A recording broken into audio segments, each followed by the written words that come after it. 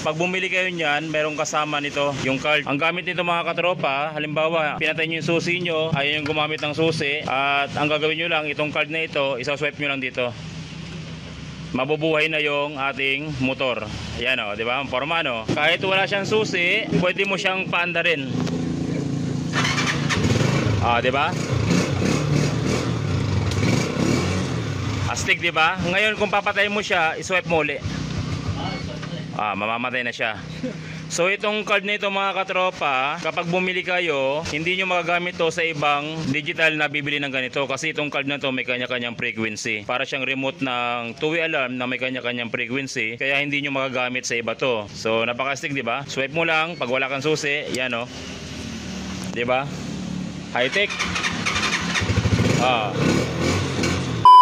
So yung mga katropa, meron tayo ritong gagawin na Skygo 125. Ang ipapagawa ni boss sa atin yung kanyang speedometer. Papalitan niya ng digital na speedometer kasi yung speedometer niya wala na siyang wiring, sira na, bulok na yung kanyang wire. Pero yung mga function ng kanyang signal light, yung busina, headlight, gumagana naman lahat. Ang nagiging problema niya lang, dito yung kanyang speedometer. So ito yung ipapalit natin mga katropa, speedometer na digital yung ipapalit natin. So itong digital speedometer na ito mga katropa, hindi lang siya pang Skygo. Pwede nyo siyang ikabit sa TMX Alpha 125, sa CJ 125, Rossi 125, Rossi 150, Skygo 125, katulad ng motor ni boss, Skygo 125, Pinoy 125, Pinoy 150, Motoposh 125, at Motoposh 150. Pati dun sa mga SYM na Wolf 125 at Wolf 150 or kahit anong mga motor na katulad nito na pampasada, pwede itong gamitin yung digital speedometer na ito dahil yung kanilang coding same lang sa Honda. Lahat halos ng motor na China brand na tinatawag ay fit na fit ito at same coding lang yung kanilang mga wiring. So mabibili ito mga katropa yung ating digital speedometer sa Shopee. Hanapin nyo lang yung shop na trisam201911.ph at ilalagay ko na rin yung kanilang link sa baba ng ating video description para ma-redirect kayo sa legit na nagbebenta ng ganitong klaseng speedometer sa Shopee. I-click nyo lamang yung link dyan sa baba ng ating video description at ma-redirect na kayo doon sa mismong shop na pinagbilan natin ng ganitong klaseng speedometer. Mga katropa, papalo naman ang ating Facebook page, Jad Allen Motorcycle Electrical Shop, Lingayen. Kung gusto nyo namang magpagawa sa akin ng personal sa pagwawiring, isearch nyo sa inyong Google Map ang Jad Allen Motorcycle Electrical Shop, Lingayen, Pangasinan.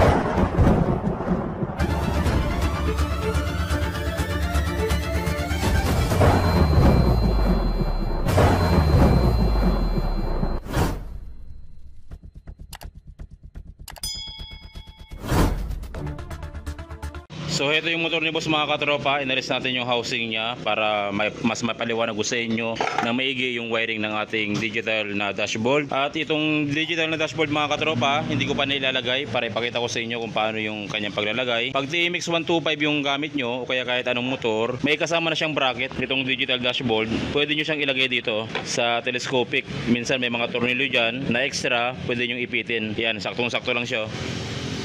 Yan yung kanyang pagkakabracket. Pero kung sakaling hindi naman kasya yung bracket niya dyan, pwede nyo tanggalin tong bracket na to at meron naman siyang bracket na extra rito. Itong dalawang to, kasya naman to dito sa dalawang butas. So mamimili na lang kayo kung anong gagamitin nyo. Pwede nyo gamitin yung dating bracket or pwede nyo gamitin yung bracket ng digital. So ito na mga katropa yung digital dashboard natin at ito yung pagkakabracket natin, saktong-sakto. So dito naman tayo sa pagwawiring mga katropa. Syempre unahin muna natin yung wiring ng ating ignition switch. Sa wiring ng susian mga katropa, ito yung kanyang wire ng susian galing na ignition switch. Tapos kinuha lang namin dito yung dating socket ng susian ni boss. Pero kung sakaling sira na yung socket nyo, wala rin problema. Kahit naman na hindi tayo gumamit ng socket, okay lang. So ito yung dating socket ni boss mga katropa. Ang gagawin natin dito, kung yung dating socket ni boss mga katropa na galing ng susian natin, dito siya nakalagay papunta sa harness, nakasuksok siya dito. So ang gagawin natin dito mga katropa, kapag ilalagay natin tong digital na panel natin, aalisin natin yung socket ng ating susian sa mismong harness. So ito yung socket natin mga katropa na galing mismo ng ating susian sa ignition switch, galing sa dyan. Tapos dito naman sa ating pinaka dashboard panel, hanapin nyo yung dalawang socket na ito. So kung mapapansin nyo rito sa dalawang socket ng ating digital na panel, merong male na socket tapos merong female na na socket. So yung male na socket mga katropa, ito yung papunta sa susian. So ito yung socket na galing mismo ng ating susian. Ang gagawin natin dito, isusuksok lang natin. Syempre bago natin isuksok yung ating socket na galing ng susian, siguraduhin nyo muna na parehas yung coding na katapat niya. Katulad nito, kulay pula,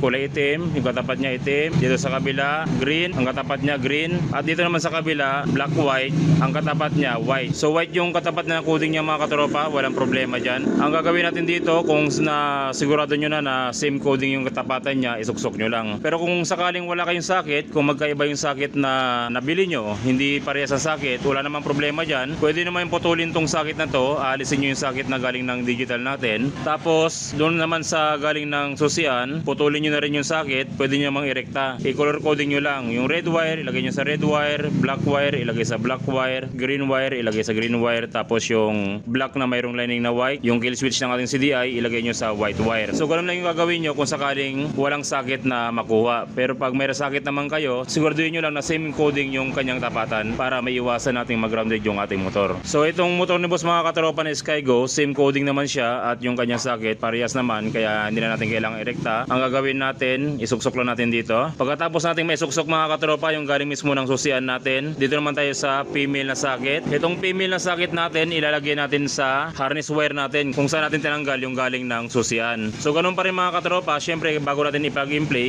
i-double check natin yung kanyang wiring kung same yung kanyang coding. So dito kapag tinignan natin, yung kulay pula na galing ng digital, pula yung kanyang katapat, dito itim, okay, same din naman, green, ground, same din naman yung kanyang katapat, green din, at dito violet. Kung dito kanina sa isa white siya, yung papuntang harness violet naman, same yan ng kill switch ng ating CDI. At yung katapat niya, black na mayroong lining na white. Ngayon, same process pa rin mga katropa, kung sakaling wala ring socket yung papuntang harness nyo, pwede nyo namang irekta ito, hindi nyo na kailangan ng socket, irekta nyo na lang. Ang importante rito yung mga coding niya. So pagkatapos natin may wiring mga katropa, yung wire ng ating susian, ang susunod natin, dito naman tayo sa puting socket. Ito yung puting socket natin na galing ng digital ng ating panel. Yung puting socket mga katropa, ilalagay natin to sa harness wire natin kung saan galing yung dating dashboard natin. So dito sa harness wire natin, meron kayo makikitang itim na socket. Kahit anong kulay ng socket nito mga katropa, ang importante, yung socket na hanapin natin dito, yung mismong galing ng ating dating dashboard panel. So itong socket ng motor ni boss na galing ng dashboard panel dati, meron siyang siyam na butas, at ganoon din dito sa socket ng ating dashboard panel sa digital. Meron din siyang 6 na butas. So bago natin siya ilagay mga katropa, syempre, i-check natin kung tama yung tapatan ng ating coding. Yung orange wire, ayan yung signal light natin. Light blue, signal light natin. Black wire, accessory yan. Ito yung positive supply. Yung green na mayroong lining na red, ito yung ating neutral light. At yung brown wire, ito naman yung park light. So bago natin isuksok yan, syempre, i-check natin kung tama yung kanyang tapatan. Yung orange wire, katapat niya yung orange wire. Light blue, katapat niya yung light blue na wire sa ating harness. Yung black wire, katapat niya yung black wire. Tapos yung green na mayroong lining na red, katapat niya yung green na mayroong lining na red. Ganon din sa brown wire, katapat niya yung brown wire. At yung green wire sa gitna, katapat niya rin yung green wire sa gitna. Kung sakaling sira yung socket nyo, wala kayong socket na paglalagyan, ganon din yung prosesong gagawin natin. Ang gagawin natin, puputulin na natin yung socket na galing ng ating digital panel. Kung wala kayong socket dito, rektahan yung gagawin natin. Ang importante rito, yung bawat coding niya, same lang yung gagawin nyo. Yung orange, ilagay sa orange wire. Yung light blue, ilagay sa light blue. Black, ilagay sa black. Pero sa ngayon, magkatapat yung wiring ni boss, kaya isasalpak na lang natin ito at walang problema. So tapos na tayo mga katropa sa puting socket na galing ng ating digital panel. Ang susunod natin, yung isa pang socket na meron siyang 6 na butas. Ito yun. Ito yung mga socket ng ating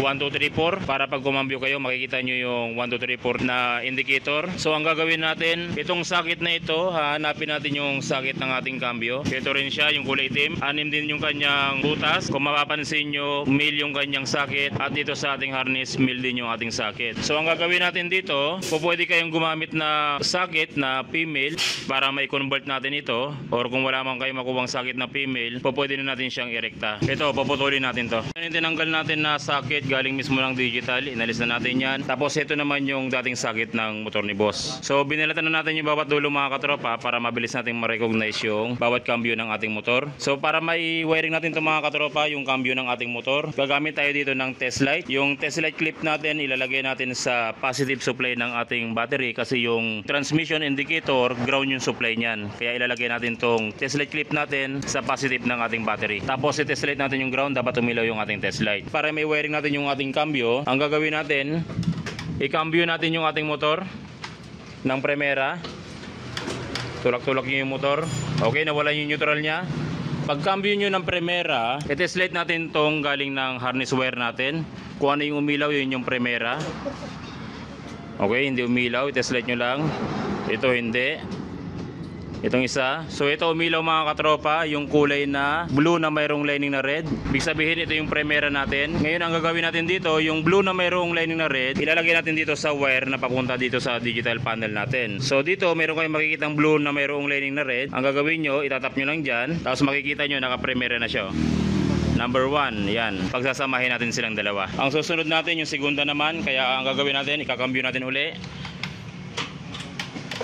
Pagkatapos yung may cambio, i-test light ulit natin yung mga wire dito kung sino yung iilaw dito. So kung sinong iilaw dito, siya yung segunda naman. I-test light natin tong green, wala. Yung red white, wala. Yung blue na mayroong lining na black, ito, blue black. So ibig sabihin pag umilaw yung test light nyo, yun yung segunda. Ngayon yung blue na mayroong lining na black, hanapin nyo rin dito yung blue na mayroong lining na black sa digital panel natin. Subukan natin pagdikitin kung siya talaga yung segunda. Dapat number 2 yung lalabas. Okay, so save naman siya ng coding number 2. Pagkasamahin na natin silang dalawa yung blue na mayroong lining na black. Ganun lang mga katropa, magtingin kung paano natin itatiming yung ating transmission indicator. Kailangan nyo ng test light, tapos nasa positive supply yung clip ng ating test light.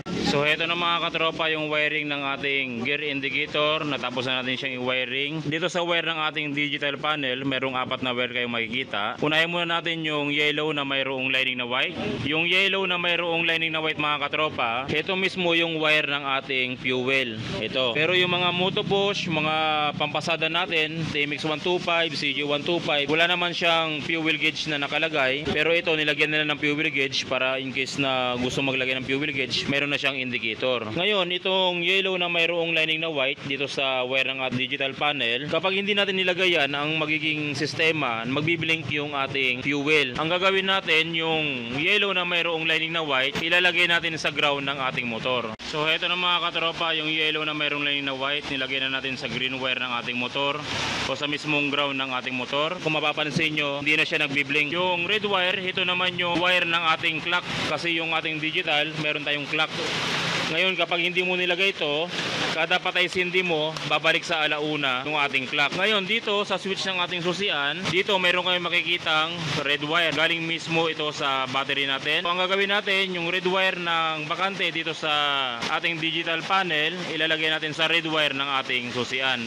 So ito na mga katropa yung red wire ng ating digital panel na ilagay na natin sa red wire ng ating susian. Yung blue wire na galing mismo ng digital panel natin, ito yung mismong indicator ng ating high beam. Ilalagay natin sa high beam ng ating headlight. So ito yung headlight ni boss mga katropa na LED. Kung tutuntunin natin yung wire niya, meron kayong makikita ritong blue na wire sa kanyang headlight. Ito mismo yung high beam ng ating ilaw. Ang gagawin natin yung blue na wire, ikukunik natin dito sa blue ng ating headlight. So ito na mga katropa yung blue wire ng ating digital panel na ilagay na natin sa blue wire ng ating headlight. Ang susunod natin yung huling wire dito sa ating panel, yellow na mayroong lining na black. Ito naman mismo yung RPM. Kapag umaandar yung motor natin, magkakaroon ng RPM yung ating digital panel. So itong ating yellow na mayroong lining na black, ang gagawin natin dito, dudugtungan natin ang wire to at ipapagapang natin hanggang dito sa sakit ng ating stator. Ito yung ating stator, hanapin nyo yung sakit niya. Sa sakit ng stator, mayroon kayo makikitang wire na blue na mayroong lining na white. Ito yung pulser wire ng ating motor. Diyan natin ilalagay yung yellow na mayroong lining na black. So ito na mga katropa na ilagay na natin sa blue white yung black yellow na pinagapag natin dito sa digital ng ating panel. Tapos nasa uli na rin natin yung buong kaha niya kasi tapos na tayo mag-wiring. Ngayon subukan natin mga katropa yung ating digital panel. Kapag sinusi natin, yun o, forma no, astigo. Diba? Tapos pag in-start natin yung pinagapan natin kanina na blue yellow sa blue white ng ating stator, pag in-start natin meron siyang RPM. Alright, diba? Forma. So yun lang mga katropa kung paano magkabit ng maporma at astig na digital panel ng ating motor. Kung sakaling gusto nyong bumili ng ganitong klaseng digital panel, iiwan ko na lang yung link sa baba ng ating video description para ma-redirect kayo sa legit na seller na nagbebenta ng ganito sa Shopee. So yun lang mga katropa, maraming salamat sa walang sawang pagsuporta sa ating channel. Sana tuwing nanonood kayo ng ating video, marami kayo natutunan, nagagamit nyo sa inyong panghanap buhay o sa inyong pagdi-DIY. Maraming salamat mga katropa. God bless at ingat palagi sa pagwawiring.